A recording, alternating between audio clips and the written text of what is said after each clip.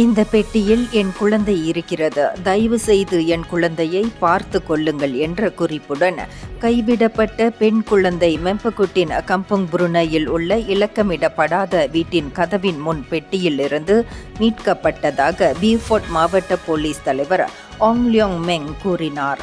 தயவு செய்து என் குழந்தையை பார்த்து கொள்ளுங்கள், அவளுடைய அதிர்ஷ்டம் ஆசீர்வதிக்கட்டும் என்று அக்குழந்தையின் தாய் எழுதியிருக்கலாம் என நம்பப்படுகிறது. முதற்கட்ட விசாரணையில் அதிகாலை 5:40 மணிக்கு வீட்டின் முன் வெள்ளை நிற மோட்டார் சைக்கிள் சுற்றி கொண்டிருப்பதை கவனித்ததாக சாட்சிகள் கூறினர். காலை 6:10 மணிக்கு வேலைக்கு வீட்டை விட்டு வெளியேறவிருந்த போது கதவின் முன் ஒரு குறிப்புடன் ஒரு பெட்டி இருந்ததாகவும் அதில் ஒரு துண்டு எலுமிச்சை பழத்துடன் குழந்தை இருந்ததாக அவ்வீட்டைச் சேர்ந்த ஒருவர் கூறியதாக வாங் தெரிவித்தார்.